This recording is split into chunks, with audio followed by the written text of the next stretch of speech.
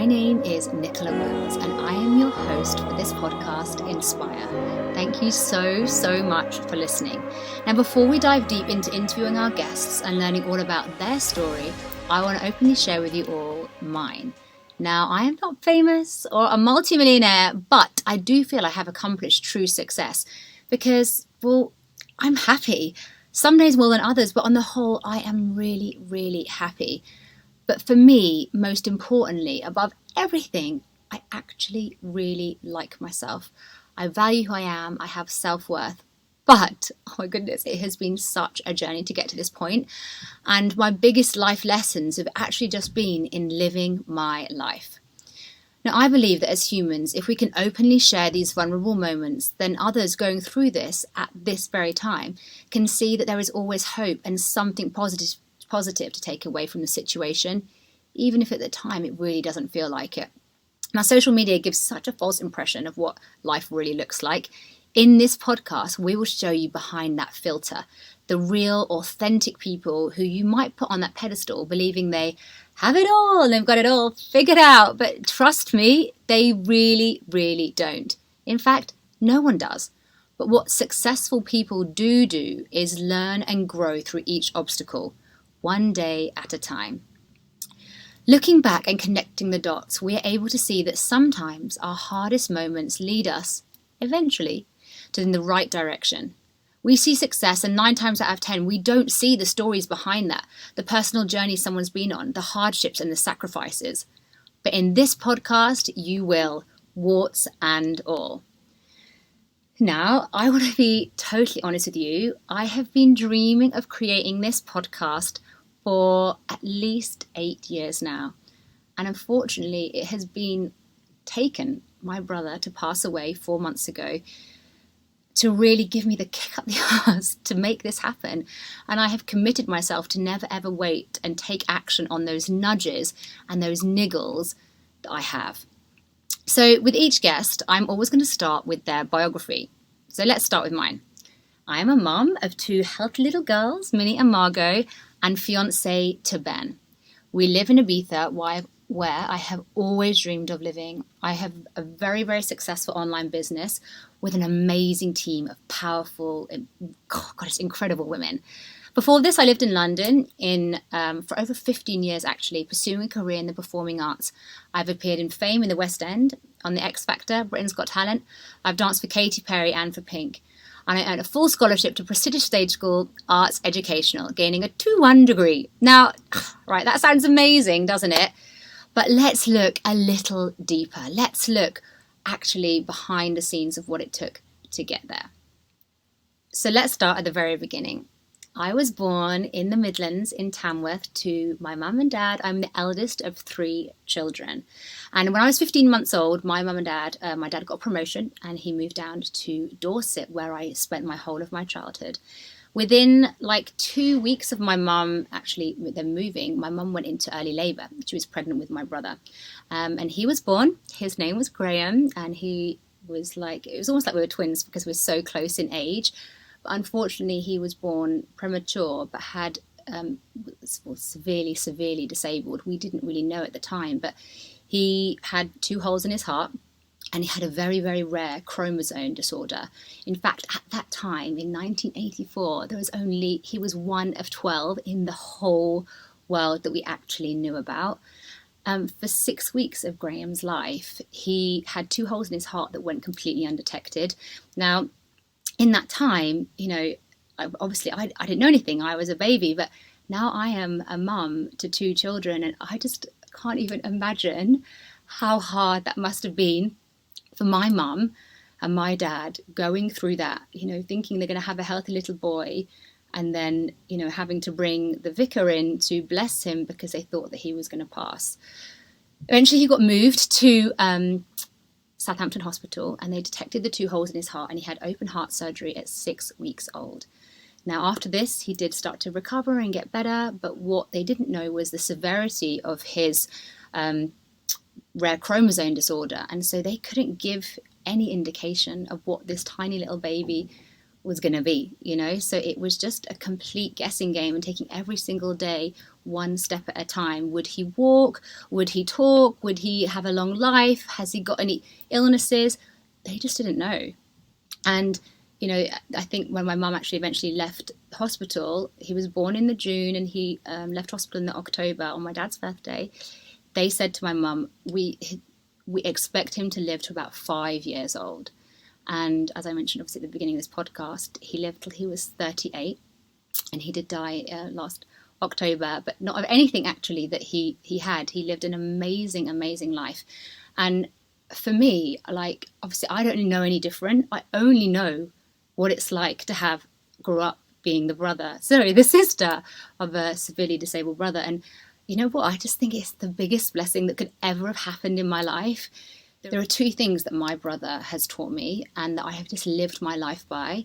One of them is pass no judgment. And the second one is have absolutely no expectation and just take each day as it comes and be grateful for what you have. And just living by this is just, I just feel like it's just left me and my family with an open heart and just always just being just like in a really calm place, because we knew that each day was a blessing. Now, growing up, obviously, when I was at school, everyone knew that I had a Graham, he was disabled, and this could have really affected me. I saw it actually affect other people. They got bullied for having a disabled sibling. But for me, it really empowered me. My mum said something to us, which then really stuck with us. She said, "These special children are sent to extra special families, the families that can really handle it. And Nicola, we can really handle this." And I was like, yes. And so I used to push my brother around in his yellow and black wheelchair.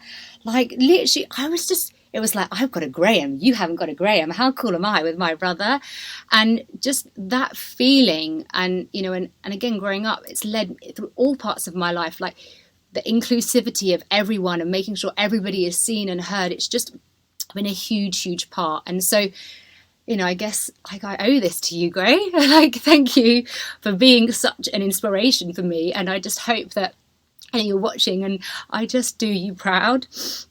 Now, the dynamics in my family were that my mum stayed at home because she had 3 children, and my dad went out to work. Now, we did live in Dorset, which is a very like middle class area, but we were very much like the working class of the middle class area. So I kind of knew this, but I didn't really think about it. But there was one thing that really stood out to me, that within our financial situation at home, is that I would go shopping with my mum for the food shop, and she loved going into Marks and Spencer and going in and treating herself to a per una, if you remember that, per una little bit of an outfit. And, she'd try it on, she'd feel so good. I'd be, yeah, Mum, that's amazing.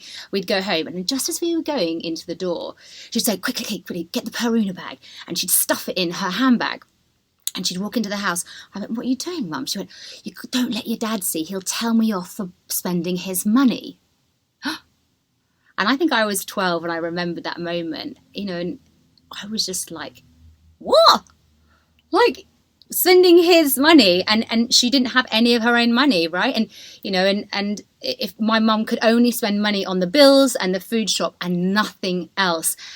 And again, it was that specific moment in my life where I was like, that will never, ever, ever be me. And I have been so driven to be financially independent. Even if I was to go on to marry a multi-millionaire, there was no way that I was not having my own money in my own bank account so that I could do the things that I wanted to do. And, it really, really, having no financial, money from my mum, it really disempowered her. Like the relationship that my parents had, there was no love there really. I remember being 21 and she said to me, Nicola, I just really want to leave your dad. Like, I'm not happy. He doesn't notice me. And I saw this, they were bickering all the time. And I said, why don't you just leave? And the reason she said, well, I'm just scared. I'm just so full of fear. I've got nothing of my own. Right. And it took my mum another 16 years after that conversation till she built something for herself. She had a little bit of her own money. And the second she did, she left my dad. She divorced my dad when he was 70 and she was 59. And so that's like a massive deal. But she was in a relationship with my dad, with a man that she didn't really love, she didn't want to be with, but she was so stuck. So my drive and mission to teach and help women just have, it doesn't have to be much, but something of your own, is just so powerful. Now, I have touched on my dad, and I don't want to like really paint him in a light, because he wasn't a really bad man. He's not a bad man. He did his absolute best with what he had and what he knew, but the relationship that I had with him affected the rest of my life like you wouldn't believe. And I guess you see this in everyone, right? You know, oh, he's got daddy issues, and I was like, oh, I haven't got that, but I definitely did have. So, you know, growing up, I was really into singing and dancing and acting, and that was just my life. Like, I just knew that's what I wanted to do, and I would always do shows and be like, Dad, watch me, and he never ever showed any interest. You know, get out the way, Nicola, stop messing around, Nicola. You know, I would do shows, I would be the lead in the school shows, he wouldn't come and watch me. And even when I got fame in the West End and I went on for the lead role, which was like my dream, I was really good. I came out backstage and he did come and watch. Mum dragged him. Mum was like, Neville, what do you think? And he was like, it was all right. And I just burst into tears. And Mum was like, what can you say that? She said, well, I don't want to praise her too much. She might get too big for her boots. And, you know, and you're just like, you know, and I was like 22. I'd been living my dreams. I was just on a lead in the West End show. And all I wanted was for him to say, oh, Nicola, like, you were amazing. I'm so proud of you. I loved you. And I just didn't get that from him. And now I know, because I've done the work, right? I know that's because he never received that from his parents. He didn't get any of that. But when I was 21, 22, I didn't know this. I was just so angry at him. And what that led on to, unfortunately, is a lot of relationships in my 20s. You know, I felt quite confident as a performer, but when it came to men, oh my God, I was just seeking approval. And, you know, anyone that would come along that showed a bit of interest, even if I didn't really like them, even if we didn't really have any connection or I didn't fancy them, I'd be like, oh yeah, you know, let's go out, let's spend time together, because I was just grateful that someone was interested. Like, I look back and think, what were you doing? But that's where I was at within my own self-worth regarding boys and relationships. And, you know, I got myself into some terrible relationships, and I would just be crying and he'd be treating me so badly, but I would always take him back, even if they cheated on me, because I was just grateful that someone was interested. Just crazy. And obviously now I'm a mum of 2 little girls. Like, the thing that I am going to instill into those tiny little humans is that you are enough, you are amazing, you don't need anyone's validation. And, you know, and I'm going to pour, and I do, every ounce of my love into them. I tell them every day how amazing they are. I tell them how, you know, what the world is their oyster, they can do all these things, and they're 3 and 4, right? Because, you know, what I have learned is that if you don't get that, the life that these little girls are having now and the experiences they're having now, that is shaping their future. And I'm just so passionate to not have them go through the kind of shit that I went through in my 20s, just trying to feel loved and wanted and needed. So there are 2 moments in my life that, growing up, again, so much of this is always growing up, isn't it? So 2 moments in my life that I can look back, and it's really based on my career, that someone told me no, and I was driven to prove them wrong. And now I want to share these with you all, because there might be someone listening who is, you know, on the road to making their dreams come true, and they might hear something from someone and that knocks them back, and they think that their opinion is real. Right? And I want to show you, no one's opinion is real other than your own, and what you believe in yourself and what you believe is possible for you. So age 12, I was all singing and all dancing, going to a great dancing school. And I said to mum, like, this is the career I want. Like, I want to be in the West End. Like, I want to be, you know, musical theatre. And she said, okay, cool. Let's, you know, talk to your dancing teacher about it. So I had a little meeting with my dancing teacher after a lesson one time. And she sat down, and my mum went, you know, so Nicola, you know, wants to do this. Like, what do you think? And this dancing teacher said to me, well, I think, she's got a good voice. She might make the West End, but she'd never make it in the West End as a dancer.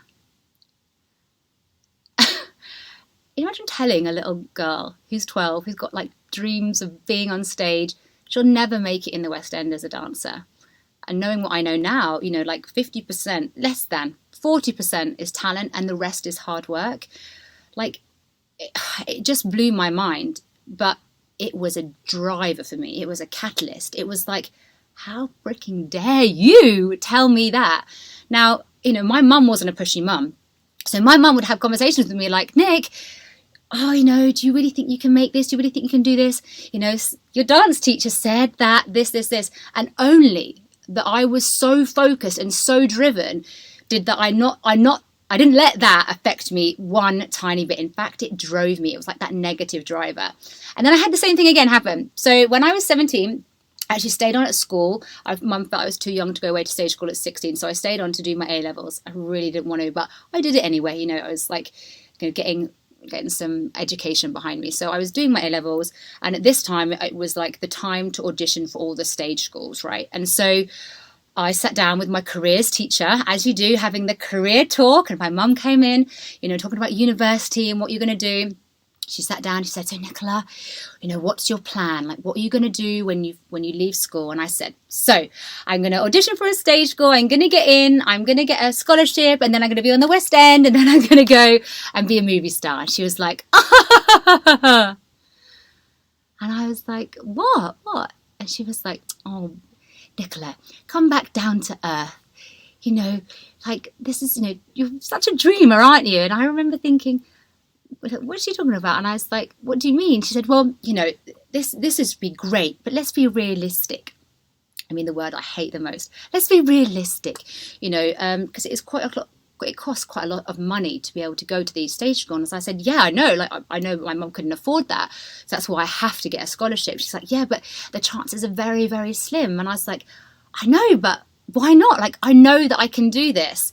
And she literally laughed in my face and said, I think we should just look at alternative options for maybe university or going to like a college.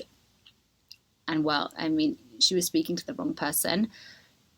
The rage went through me. Like, it was like hot fire. I was like, oh! I stood up, I pushed that table back to her, and she was like in shock. I told her where to go and I stormed out. I wasn't crying. I was just, in anger that someone can, have this much say and, control. And again, I would always think, how many people have had this experience, have been told to be realistic, not to dream too big, and then all of their dreams and things that sit inside them, they've gone, oh, okay, well, Miss Smith at school said, that I probably shouldn't do that, so I'm not going to do that, and so thank goodness I didn't listen to her, because I did work really, really hard. I auditioned for 5 stage schools. I got into 4 of them with a full scholarship, and I was like, fuck you, 2 fingers up to them, like, watch this space. So then I went on. Now I moved to London when I was 18 from my little village, Corfmullen, to London. And I ended up living in Chiswick, which obviously I now know is an amazing part of London. So blessed that I ended up there. And I went to this stage school called Arts Educational. 3 years at Arts Ed doing a musical theatre degree. And, I would love to share with you all that it's just like, rainbows and fairies and exciting. But at the time, it wasn't like that at all. Their way of teaching, don't get me wrong, there were some times where it was really great, but their way of teaching was, let's bring her down so she can get and fight and get back up again. And I just didn't respond very well to this. Like, they made me cut my hair. They told me that I was fat. They, called me a little bit podgy.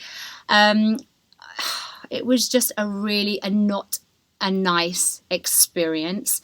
And kind of mental health wasn't really a thing back then. No one really spoke about that. And of course it was a thing, but it was really, really like, you didn't want to have issues. And I definitely did, especially in my second year. I was on the phone to my mum, walking home, crying. So I want to leave. I hate it.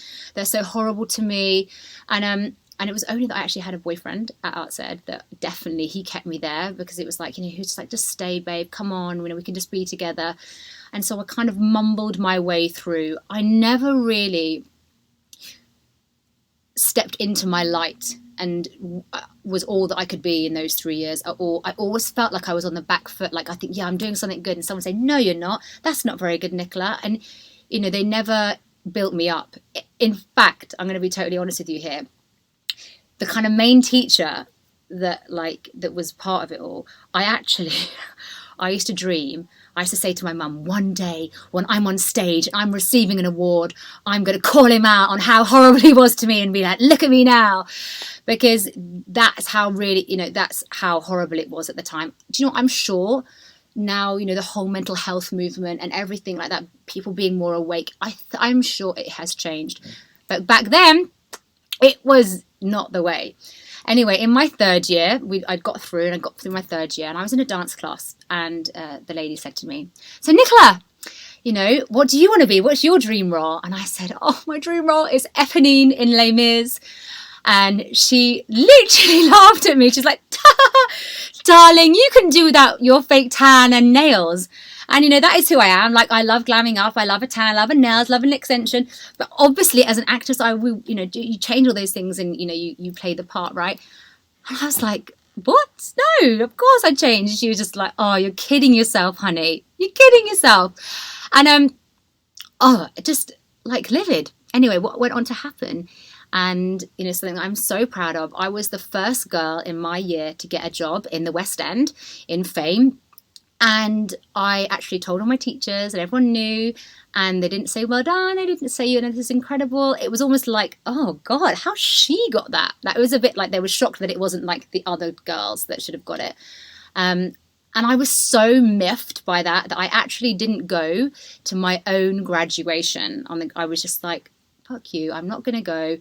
You know, you didn't support me. I don't want to be there. I regret that now. You know, it was my graduation, not theirs. I should have gone. But, you know, I was kind of full swings in rehearsal with Fame. And I just thought, I don't want to be around that negativity anymore. So there I am, 21 years old, in the West End, living my dream, thinking, I've made it. Oh, it was just everything. And for the first 6 months, it was. And then for the last the second half of the contract, I started to get, you know, comfortable in everything.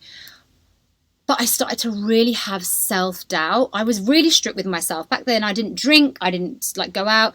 But what I did is I really isolated myself. I don't know why, to be completely honest. But again, it is, I wish I'd never done this, because it made my whole experience within the West End really, really lonely. I didn't see any of my friends from Arts Ed. I didn't hang out with any of the crew, or any of the cast afterwards, because it was almost like I felt a lot of pressure to be amazing. And so I would I came a bit of a robot. I'd go in, I'd do the show, I'd finish the show, go home. No life outside of that. And when I finished that experience of that year's contract, I actually said to myself, do you know what? I don't want to do that anymore. And I said, I don't want to do the West End. That wasn't my dream. I finished it. But what I did want to do, and this is like the next part of my journey, I was like, I don't want to be Elaine Page. I want to be Britney Spears. So for the early part of my 20s, I was actually in a girl band called Fallen Angels, with his head. We did X Factor, and we also had our own TV show called Singing with the Enemy, which is on ITV2. And I was in that band with a very well-known face that you all know, called Molly King. Now, this experience for me was, just so good. This was the poorest I have ever been in my whole life. We were unsigned as a girl band. So everything we had to fund ourselves. And I would work at the weekend, because I was in and out the studio all during the week. And then at the weekend, I would work at Hammersmith Apollo, being a shot girl for the school disco. This is kind of showing my age now. And I'd be in a red PVC outfit, doing tequila. And I would earn a wad of cash that would then support me through that week. I lived like that for 2 years. Sometimes I would have £1 to my name, and I'd be like, it doesn't matter. I'm living my dream in London in a girl band. Everything will always work out. The band never really took off. We had some terrible songs, But I had an amazing experience from that. And then Molly went on to audition for the Saturdays and then was in the Saturdays. And then I left and then I went on to pursue a career more in the like commercial dance sector. That's kind of where I just felt like I really belonged, and it was just so exciting. And that's when I was doing music videos, dancing at the European Music Awards, and it was just an amazing time. Now, let's talk about boys. Well, in my 20s, I had no clue what a healthy, loving, kind relationship looked like. No idea. So I kind of went in and out of boys, and no one was really serious. And then I remember hitting like 25, 26, and I was with the girls.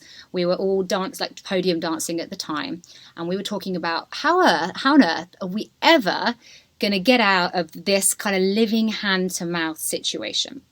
And the answer was find a rich man. Like that's the answer, girls. We were dancing for £80 a night on podium, like at clubs called Movida, China White, Whiskey Mist. So we were working in the evenings, but there was no way of getting out of that cycle for us. And in the daytime, we would do auditions for like big music videos and world tours and stuff. So that was our life. And I was like, how is this gonna happen? And so it was like, right, okay, rich guy, I need to find a rich guy that's gonna pluck me from obscurity and rescue me like some damsel in distress. And that was my focus. And it's like so embarrassing to actually think that, but that is the conversations that we had. So I remember thinking, right, it's either a Porsche, a Ferrari, or a Range Rover. If he doesn't drive those cars, we're not interested. Well, obviously, what you think about, you bring about. I didn't know about that then, but this is exactly what I attracted. This guy with a Range Rover. He wasn't kind to me. He wasn't nice to me. I didn't really even fancy him, to be honest. But he bought me things. He bought me shoes, Louboutins. He bought me Louis Vuitton handbags. He took me to fabulous restaurants, took me to New York. I mean, it was like the princess fairy tale dream that I'd always, thought, oh my God, this is it. But he treated me like shit. He didn't speak to me very kindly. He barely spoke to me at all. I was definitely like the trophy on his arm. And eventually he said to me, like, don't do that anymore. Don't do podium dancing. Don't do this. Don't do this. So I was actually left with like no money, nothing of my own. What he did introduce me to, which was actually really, a real catalyst in my life, was that he had a flat in Ibiza. And he had a yacht in Ibiza in the marina. So we would spend a lot of time here in Ibiza. And I remember thinking, God, this place is amazing. But I was so bitterly unhappy with him. But I just thought, if I want this life, this is what I have to put up with to have it. And I know it seems crazy now, like even saying that, but that is what I actually thought I had to do. It got to the point where I didn't even know what colour I liked. I couldn't choose things for myself. It was quite a heavy, like, drug environment, and it was just like the norm to be around that. And then in the evening, we'd always go out for dinner, and he didn't even let me choose my own dinner. He said, I'll order for you. And I guess at the beginning, you think, oh, that's so nice. But it got to the point of like insane control. And there was this one moment where I was on the boat, just sunbathing in the marina, and my friend messaged me. Hey Nicola, how are you? What are you doing? What are you up to? I was like, I'm just on the boat, just sunbathing. He's off working. And she was like, oh babe, you are living the dream life that we always wanted. And in that moment, I cracked. It was like this lightning bolt that went through my body. And I cracked. I opened up. I cried. I was like wailing on the front on his boat, like, no. I was like, you have no idea. You do not understand. I'm so unhappy. And that was the biggest enough moment I've ever had in my life. I remember looking around, and I was kind of like disgusted with myself that I'd got to this point. And I was like, Nicola, if you ever want anything in life, whether it be to live in Ibiza, the handbags, the shoes, the choice, the freedom, you do not go looking for that outside of you. You have enough within you to make these things a reality for yourself. And it was just like the phoenix rising within my body, and I was set alight. I was on fire. And it did take a while to be able to get out of that relationship, because obviously old habits die hard, and I was a mess, like convulsing. And I had to ask my parents for, some money just to like help me get set back up. And I moved in with a friend. But it was just the beginning of actually that real next chapter in my life. So from that, I actually created a girl group called Girls Rock. Now, we went on Britain's Got Talent. We were in the live semi-finals, and we had an amazing time. We had so many opportunities come from that. There was 5 of us girls, and we all did like fire breathing and dancing. And in my head, I was like, oh my gosh, this is the English version of the Pussycat Dolls. I've created this. Woohoo! And that only came from that horrendously negative situation. And, but at the time I couldn't see that. I couldn't see the next day and how that was going to happen. So Girls Rock happened, and for 3 years we were living the dream. We were jetting off to Dubai, jetting off to Lebanon, doing shows here and there, and it was amazing. I have a huge regret though, and I want to share this with you all. And I actually, part of me, I really hope that the girls can listen to this, because I messed up. So, I did create this, and it was my idea and everything, but I kept it to myself. The girls said to me, Nick, we'd all like to be involved, like equally split, 5 business partners making this happen. And I was so tight and felt like, I couldn't have this taken away from me, that I was just like, no. And I cut them out. And I mean, they were still within the group, but I made myself like the boss, and these were all like my best friends at the time. And eventually what then happened is it just fell apart. And it fell apart because I didn't allow others to be part of it. I didn't allow them to, be partners and create something together. And, it totally broke our friendship and relationship. And I just wish, if they're hearing this now, that I'm really sorry, and I wish I could go back and change things, because I really valued your friendship, and our time together was just so amazing.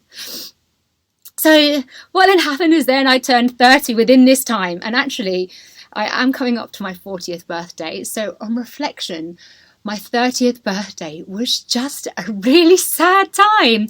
So my girls from the girl group weren't really talking to me. I'd kind of pushed away my friends from Arts Ed. I don't really know why, but I was just always on to the next thing. And I didn't really value and treasure my relationships. And I was single. I was living in a rented flat, in a rented room in a rented house in a not very nice part of London. And I remember on my 30th birthday, really crying and really just thinking, oh my God, I remember scrolling through social media, Facebook, and everyone at the time was getting engaged or married or having a baby. And I was like, when's it going to be me? What about me? When's my time going to come? When am I going to have all of this thing? And I remember, what did I even do for my 30th? I think that's how insignificant it was, because I didn't have people around me that celebrated me, that loved me, that lifted me up. I'm sure they were there, but I just didn't look after and nurture those friendships and relationships. So it just was pretty crappy time, really. So if you are in your 30s listening to this, know that it does change, and things really change for me quickly. So my best friend from Arts Ed called me up, and he was like, Nicola, I've come across this opportunity. It's going to change our lives. It's going to be the best thing ever. And I was so skeptical, because obviously I'd only ever known performing. I only ever wanted to be a performer, singing, dancing and acting. I had no clue really about running a business or anything in wellness. And he was like, don't worry, they're going to teach us everything. That this is our exit strategy, because he is also a performer, or was also a performer as well. This is our exit strategy out of that life. And I was like, oh God. And it took me ages to get my head around it. But what he showed me and introduced me to was personal development and business development. And so I read 2 books that changed my life. Without these books, I would not be where I am today. So those books, the first one was called Rich Dad, Poor Dad by a guy called Robert Kiyosaki.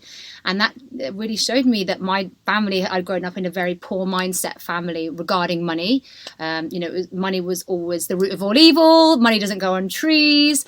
All this kind of mindset is in money. It was for other people and not for us. And so that's why I never had any.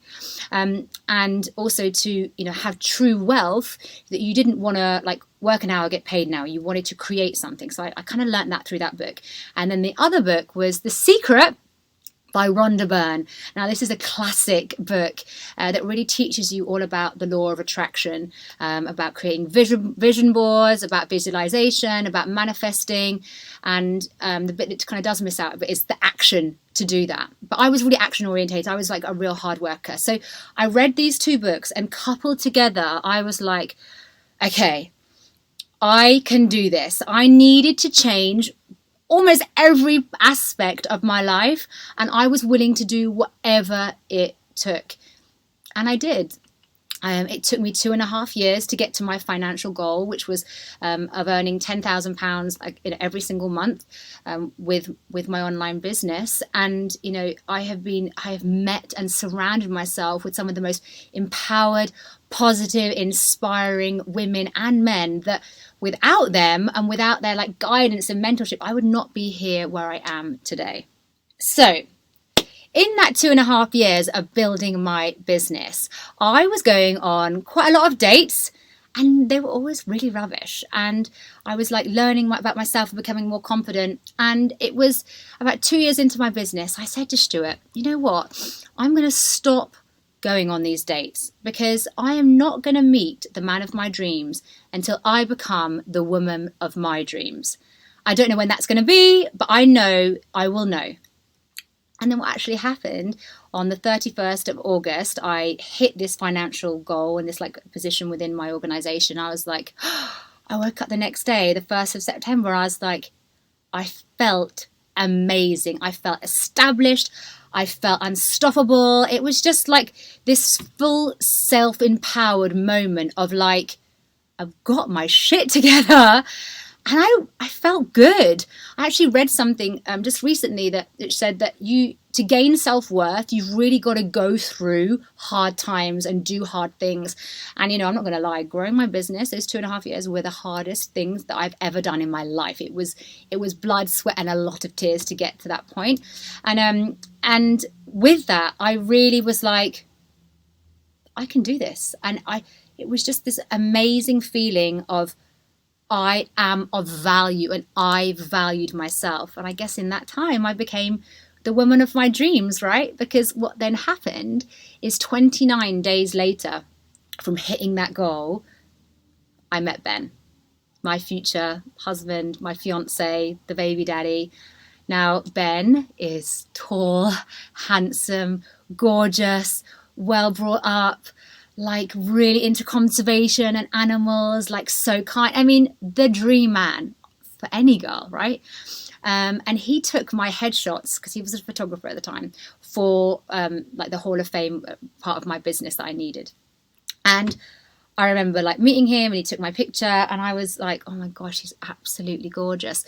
But I didn't feel insignificant towards him. And before, every other time I would have felt less than, oh God, and not knowing what to say and felt awkward. But I just held my own, and I didn't care if he liked me or if he didn't like me. I was just being me, living my best life. And I guess it showed, right? Because then what happened is I went home that night, and he messaged me. He's like, hey, looking so beautiful in your pictures. And I was like, sick. This is definitely the line that he uses to shout out every girl, and he's sleeping with everyone. Ignore. Next day, hey, I don't know if you got my last message, but this picture's really nice. And I was like, oh, ignore, no, I'm not going to be one of those girls. And then he asked me out on a date, and I said, oh, I just kind of pied him off, I'm not going to go on that date. Anyway, 2 weeks later, he kept chatting and probing and chatting, and then 2 weeks later, I had to fly up to Glasgow for a meeting. I said, yeah, I'm at this meeting, I'm going to fly back. He's like, oh, what terminal? I was like, oh, Heathrow Terminal 5. So okay, have a good flight. I land. I walk out of the terminal, and he's there waiting for me with a rose in a purple zip-up hoodie. I remember it so clearly, smiling, looking a bit nervous. And I was like, oh my gosh, like, hi. Bearing in mind, I hadn't seen him since the day he took my pictures. Like, it was that time span, that was like 3 weeks. And I was like, hi. And he said, listen, I'm a 35-year-old man. I've been around long enough. I know what I want. And when I want it, I'm going to go out and get it. And I was like, like, obviously, like, oh my God. We like kissed there and then in Heathrow Terminal 5. And we then spent like 3 hours in one of the bars. I think it was called George. I actually have been past it a few times. In one of the bars in Heathrow Terminal 5, because then he was jetting off to Africa to take pictures in Africa for a brand for 4 weeks. And so we had like 3 hours together in this bar. And I mean, God, if you'd have been there, a spectator, we were literally like dry humping on the sofa, like midday. But we were just, it was just this passion. It was just this excitement. It was just, I'd never felt anything like that before. And for the first time, it was like a guy had come to me. He'd chosen me. I was his one. Whereas before, it was like any guy even like sniffed my way, I was like, hi. And I made it so easy and I was so available for everyone. You know, and it was this time where I was like, I am full of self-love and self-worth, that I attracted my vision board man. And I'll share with you the pictures of what that vision board was, because at the time when we took a picture and then we compared it to the vision board, it's like identical. And I'll share that with you. So what then happened, very quickly, our relationship progressed. So I was pregnant within 6 months, and then we were engaged within 10 months. We had 2 babies, Minnie and Margot, literally 15 months apart. It was an intense time in our life, but it was just like amazing. And then I decided to do something very different to what my parents had done. So obviously, you know, we didn't have very much money growing up. I didn't go on a plane till I was 12. And then when we did, we were staying in like friends' like apartments. You know, it wasn't like a holiday. And I just remember thinking, oh, you know, when I grow up, I really want to be able to just travel the world with my babies. And that is exactly what I did. So on New Year's Eve, Minnie was 2 and Margot was 7 months old. So like basically 2 tiny babies. We booked a 7-week trip. So first of all, we were going to Disneyland, then we're going to Maui, then we're going to Miami, and then finishing up in Mexico. And it was a real full circle moment, because it was New Year's Eve and I was pushing my girls in their prams, and I was doing a little live on Instagram saying, oh, you know, this is what I was doing. And oh God, I got so choked up. Like, I just was like, oh my gosh, because 5 years previous to that video on New Year's Eve, I was in a smelly, stinky club about to dance on a podium for £80. They wouldn't pay us any more because they knew that we were desperate for the money. And when the clock struck 12 and everyone's going wild outside and I'm in the kitchen with all the drunk dickheads, I just vowed to myself, I was like, Nicola, you can't be in this position ever again. You have to do something to change your life.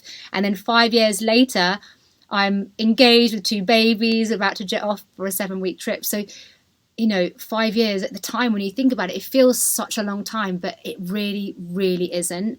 Like, that time is going to go anyway. So you might as well like do something good, you know, for that. Now, I just want to quickly share something with you, because if you do follow me on Instagram or TikTok, you will think, oh my gosh, Nicola's like this earth mother. She just loves being a mum. And now I do now. But before I became a mum, bit of a confession here, in my 20s, I actually had 2 dogs at 2 separate times, David and Rodney.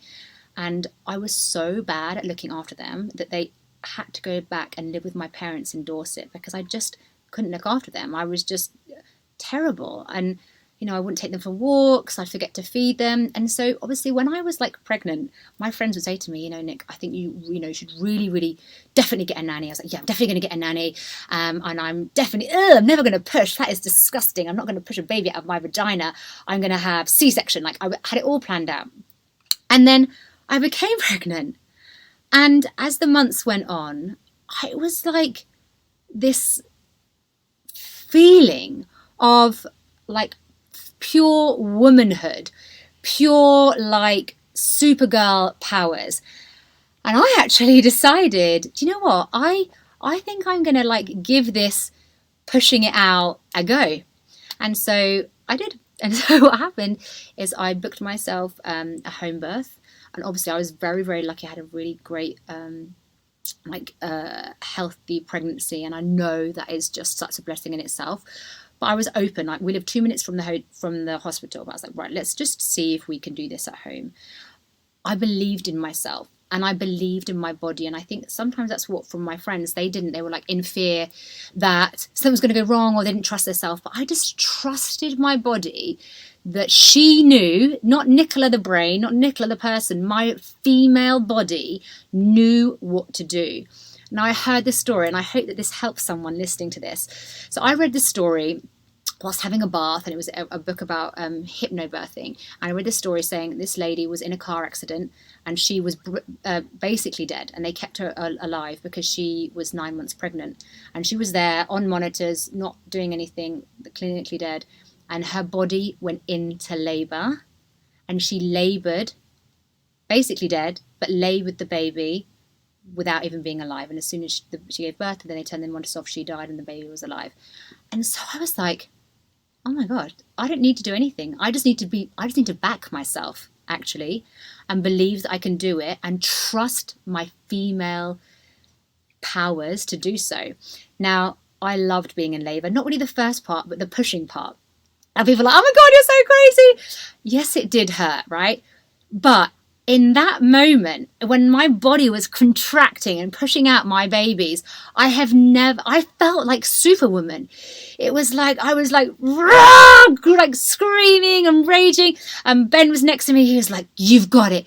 You've got it. And the midwife was saying to me, good woman, good woman. And I birthed these two beautiful, healthy little girls with no intervention, with no medication, with nothing. It was just by myself. And you know, if I could go back and do that again, I would have like 10, 20 children. I wasn't really keen on the actual pregnancy itself. But, you know, if you're listening to that and there's part of you that would like that experience, definitely be open to giving it a go. And I think the key in that is having the confidence and knowing yourself that you can do this. So let me share with you all how I ended up living in Ibiza. So when I was 15 years old, my mum and dad brought us on holiday to Ibiza, and we stayed in Escanar at the Miami Hotel, and I met a boy here.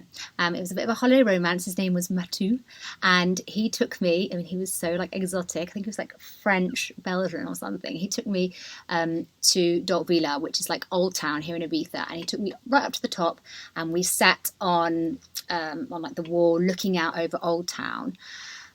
And whilst he, you know, tried to get his hand in my pants, I was like, no way, definitely not. What actually happened was I had a moment, and it wasn't with him. He brought me there, but it wasn't with him. The moment is that it started to go dark, and then the lights in Ibiza Old Town lit up, and it just came alive, and it was like, it was just this magical, sparkly place. And I was like, oh my God, it's amazing. And in that moment, when I was 15 years old, sat at the top of Villa, I was like, this is my home. I knew that one day, somehow, I would end up there.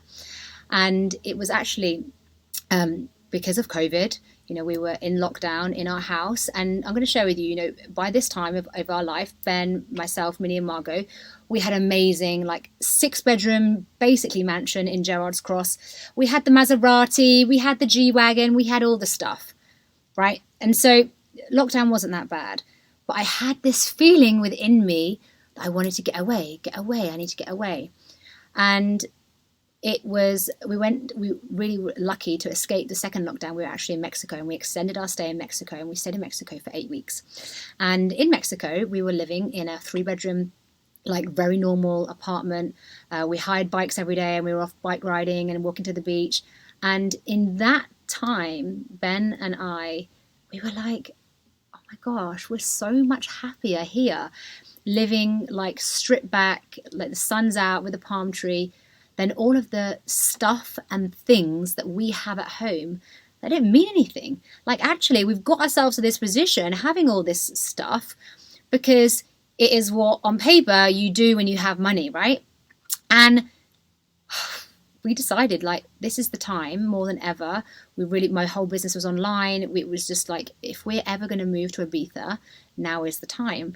So we came back from Mexico, and within 6 weeks from arriving back home, we flew to Ibiza. Now, we got rid of everything. We sold or gave away to charity, and the money that we made, we gave to charity. Everything, the cars, the stuff, the toys, the playroom, the bed, the house, everything. And we moved to Ibiza with 9 suitcases. We had to pay for an apartment that we'd never seen because we couldn't come here because of lockdown. We'd paid for an apartment we'd never seen on a wing and a prayer.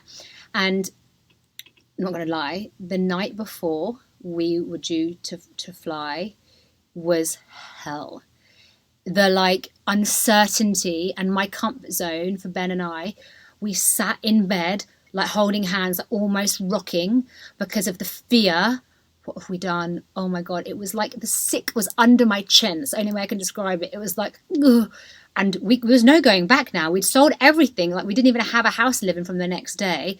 We had to go to Ibiza, and it was awful. We got, the next day we woke up, we barely slept. We got in the cab to go to the airport, and Francis, Stuart's husband, met us, and he helped us with the bags. And we were just bawling. We were uncontrollable. And it wasn't because of what we were, there was no we're leaving our parents behind or anything like that, because we knew everyone could come and visit. But it was it was our bodies wanted to stay in the comfort, and we totally smashed that. And when we got here for the first month or so, I'm not going to lie, it wasn't all sunshine and rainbows. Ben was really upset, and he was like, we've made a wrong decision. We need to go back. This is awful. And then within the first few months, we also got COVID, and Ben had it so bad. And it isn't really, when you're away from home in those times, life's amazing when it's all sun and rainbows and you're healthy. But when you're not well and you live in a foreign country away from your friends and family, the people that would look after you, it was really tough. He was on the sofa, just not, almost passing out, and I'd have to take the girls out of the house just to not see their dad in that state. And we had no one here. So, Ibiza is always an amazing idea, but sometimes it doesn't feel at the time like it is. Now, looking back on reflection, 2 years of being here, it is the best move that we have ever made. And so the lesson in that is, if you've got something within you, that desire, it never left me. Even in the middle of the night when I was feeding my children living in London, I would be on Idealista, which is basically Rightmove, but for Spain, looking at properties in Ibiza, one day. And so you will know when that time is right. So make sure you listen to that and take action on doing that. I want to share with you all something that living in Ibiza, a hard time here. So like I said before, the only time really that it's really difficult is when you need to be back home or you're ill here. And last year, on the 23rd of June, I got the call from my mum saying, Nicola, your brother's only got hours to live. And this was on a Thursday. And that call, it just shook me. And we knew that he was sick. So he'd been diagnosed with a fatty liver, which then proceeded on to him having liver failure. And we knew that he will die eventually of liver failure. If he was normal without his severe disabilities, he would have had a liver transplant because he was only 38, but this wasn't an option for him. So we knew at some point this would happen. And so she called me, she's like, they've given him hours to live. His carers went into his bedroom in the morning. There was blood all over the walls where he'd been projectile vomiting blood throughout the night, and no one had heard him. And, you're just like, how can I not be there? And, I always believe, even in these hard times, the universe has always got my back. It's always watching out for me. So I went online, and there was one flight in and out from Ibiza to Bournemouth once a week. And that flight was about to take off in 2.5 hours from that phone call that I had from my mum. So I moved heaven and earth, paid whatever it was, and I was on that flight. And it was such a surreal feeling because obviously everyone on the flight is so excited and, so full of joy from their holiday. And there I am, trying to just, not even catch eye contact with people because I was just about to burst into tears. I landed in Bournemouth, went straight to the hospital and, was there with my brother. Now, fortunately, and I really feel because, all his family, we gathered round him, it was like he came back to life. He was on paper, they were we're not going to give him another blood transfusion. He was bleeding out of both ends. They were he will just slip away. But he stopped bleeding, and he just held his own, and every day was a new day, and he got up, and it was an amazing experience. And for 2 weeks I stayed there with my sister and my brother, and he came out of hospital, and we just had so many wonderful, fun, amazing experiences, going down to Bournemouth Beach together and just being there. And then in August, I brought my girls over as well, and we had 2 weeks of solid family beach time with my brother, because we knew it could, that thing could happen at any point. And it did. October the 3rd, I got a call from my mum saying they've taken Graham into hospital. He's bleeding again, but you know what he's like. He's going to pull through it. And because we'd had that experience of him pulling through it, I didn't have that, oh my God, I need to get back home. We were like, oh God, he's going to be fine. And the next day I woke up, I was like, how is he? He's like, yeah, he's chattering away. Like, he didn't speak, but he used to make this noise, like, dooby. And I could hear him. And I was like, oh, he's, oh, go on, Graham, you little ledge, like really being fine. And people were, there, like around his bedside. And I thought, oh, I'll see how he is tomorrow, and maybe I'll go tomorrow. And tomorrow never come. This was October the 4th, 2022. And my mum called at like 9:30. She said, they've just come in and said to us that he's not going to make it through the night. And I was like, what? Like, he was fine. They're like, yeah, the vitals are slipping, and they can't do anything to bring him back. They're just going to make him comfortable. And I was like, oh. And there was no way that I could get there, and I just didn't believe it. And then I was like, okay, and just kind of thought, oh, it'll be fine. And then about half an hour later, a text message, which I'm actually annoyed about because it was a text message, Graham's gone, from my sister. And I was like, what? And I just didn't believe it. And I was like, I need to video call you. I need to see him. This isn't right. And so, as crazy as it sounds, I've got my mum and sister on video time to my brother, who's peacefully lying there and going slightly grey. And like, I had to see that he's actually died, because it just didn't seem real. And the next day, I flew home. The flights to Ibiza and Bournemouth in winter don't exist, so I had to fly into Bristol. And then my sister picked me up, and it was just like, it was just so sad. And although I think, people might be like, oh, well, he had disabilities. Yes, he did, but it doesn't make it any easier. And especially for my mum losing a son, like, you never expect to lose a child, whether they're perfectly fit and able or severely disabled. So it was all a bit of a blur. And my mum, was in it. It was just not nice. Then something then happened. So prior to all of this, I had that year, in 2022, been looking into getting surgery on my body. So I had really disfigured boobs. If you've seen in my Instagram, you've seen them. Terrible. I had a really bad stomach from my diatus recti, it's called. And I was just really, really unhappy with my body. And instead of moaning about it, I was eating well, I was exercising, I was like, I'm going to do something about it. And so I booked in for a full mummy makeover. But this full mummy makeover was booked in on the Saturday after the Tuesday that my brother passed in Turkey. Like, it's a hub of cosmetic surgery. And I was like, oh God, I called them up and I said, look, this is what's happened. I'm not going to be able to make it. And they're like, Nicola, there's nothing we can do. You're going to lose all your money, which is fine, but we're not going to be able to get you booked in until at least March next year. And so I sat down with my mum and sister, and I was like, I just feel like I just really want to go, and my sister's like, cool, Nick, we can do this together. Like, Graham would want this for you, and in my head, I didn't think it was going to be that much of a big deal, if I'm completely honest. But we got on that flight to Turkey on the Friday, and we arrived, and we were okay. It felt like me and my sister were just like this little bubble, and Graham was protecting us, and all the noise was just like, we blocked that out. And we got there, we got to the apartment, and then we got to the hospital. And it was really triggering for my sister, because my sister had been really hands-on with my brother in hospital. So she was in hospital, and it was, oh God, it was awful. And I just was thinking, oh God, kept kind of justifying to myself, it'll be fine. Anyway, that night I went down to the theatre. My Emily couldn't come with me. She's like, I can't see you in that way. So I said, don't worry, we're going to be fine. So I went down and I sat in the operating theatre on my own. And I was just bawling my eyes out, and they were all speaking Turkish. They're like, okay. Then I just said to them, just please don't let me die. Please don't let me die. Now, I'd had loads of operations before. I'd been put to sleep loads of times, and I know it's like one of the safest things ever. But I just felt so scared that I was going to go to sleep and never wake up again.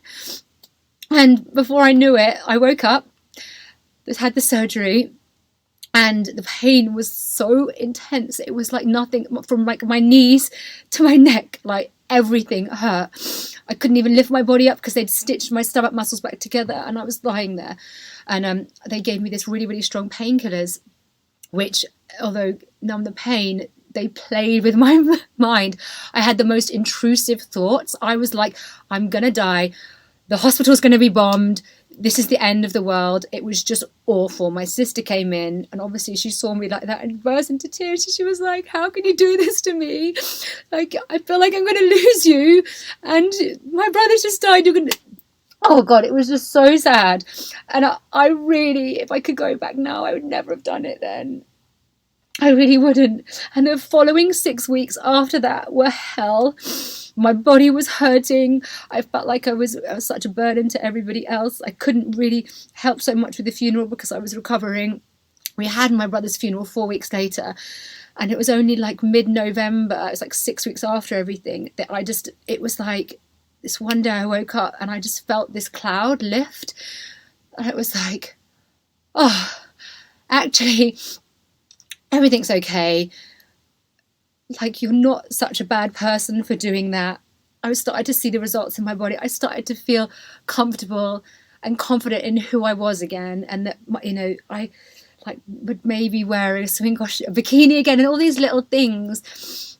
And it was like, okay, you know, and although it was such a terrible time, now 4 months after that, it's like the best decision of my life because I feel so confident and so happy in my body and my physique. But that, oh God, my mouth's so dry. At that time, if I could change it, and I say this to my mum and my sister, like, I'm sorry that I put you through that. And it was really selfish of me. And if I could change it, I would. But I feel good now. And I hope that you can see that it was worth it. And that brings me to today, 4 months after my brother's passed, 4 months after my surgery, and I feel like I'm in the best place of my life. I feel empowered by my brother's passing. I feel like I need to do something so significant with my life that people are going to look and go, I listened to her and that made a difference, and because of you, Nicola. And I thank Graham for that. And, you know, I just hope that through the series of my podcast, that there are nuggets that you guys can take away, and please do share that with me on my social media platforms. I want to know that, you know, that hearing these vulnerable stories, hearing the things that people went through that you can relate to, and that know that, you know, this too shall pass, and one day I can be there, or I can make my dreams come true. For every guest, I'm going to ask them the same question at the end of the podcast. And that question is, what advice would you give to your younger self? For me, there's two things that stand out there so clear. The first one is trust your intuition, your inner guidance system. Those nudges, that feeling, that is your truth. That is everything. That will lead you in the right direction of your life. Do not ignore it. And the second one is build your own self-worth and your own self-confidence. Before you get into any relationships, before you do anything, work on you. The second one is build your own self-worth. Having self-love and self-confidence and knowing your worth is everything. Once you have that, life is so much easier. I feel like once you get that, you can really be, do, and have anything in life. And without that, life will always be a struggle, looking externally to find the answers, which ultimately lie within yourself and making yourself fully whole.